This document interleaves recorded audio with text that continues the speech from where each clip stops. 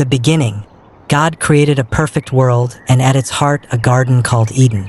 Here he placed the first man, Adam, and his companion, Eve. They lived in harmony with nature and walked with God in the cool of the day.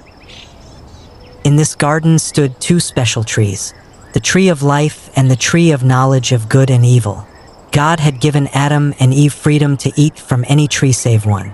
But of the tree of the knowledge of good and evil, God warned, "You shall not eat, for in the day that you eat of it you shall surely die."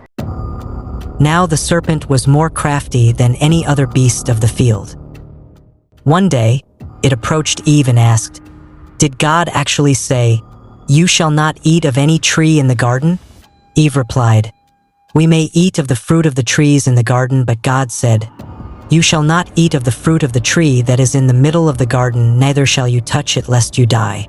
The serpent, cunning in its deception, said to the woman, 'You will not surely die. For God knows that when you eat of it your eyes will be opened, and you will be like God, knowing good and evil.'"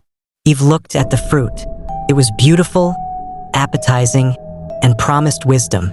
In that moment, desire overcame obedience. She took the fruit and ate it.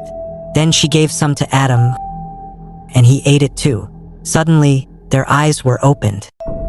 They realized they were naked and, feeling shame for the first time, sewed fig leaves together to cover themselves. As evening approached, they heard God walking in the garden. Afraid, they hid themselves among the trees. But God called out, "Adam, where are you?" Adam answered, "I heard you in the garden, and I was afraid because I was naked, so I hid." God asked, "Who told you that you were naked? Have you eaten from the tree that I commanded you not to eat from?" Adam, quick to shift blame, replied, "The woman you put here with me, she gave me some fruit from the tree and I ate it." Then God turned to Eve. "What is this you have done?"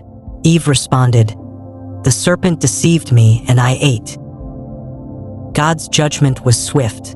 To the serpent, he said, "Cursed are you above all livestock and all wild animals. You will crawl on your belly and dust will be your food all the days of your life. I will put enmity between you and the woman, and between your offspring and hers. He will crush your head and you will strike his heel." To Eve, God said, "I will make your pains in childbearing very severe. With painful labor you will give birth to children. Your desire will be for your husband, and he will rule over you." And to Adam he said, "Cursed is the ground because of you. Through painful toil you will eat food from it all the days of your life. It will produce thorns and thistles for you, and you will eat the plants of the field. By the sweat of your brow you will eat your food until you return to the ground, since from it you were taken. For dust you are, and to dust you will return." Then God made garments of skin for Adam and Eve and clothed them. But he said, "The man has now become like one of us, knowing good and evil. He must not be allowed to reach out his hand and take also from the tree of life and eat, and live forever." So God banished them from the Garden of Eden to work the ground from which Adam had been taken. He placed cherubim and a flaming sword flashing back and forth to guard the way to the tree of life. Thus sin entered the world, and with it death. But even in this moment of judgment, God hinted at a future hope, a promised offspring, that is Jesus Christ, who would one day crush the serpent's head, foreshadowing the ultimate redemption to come.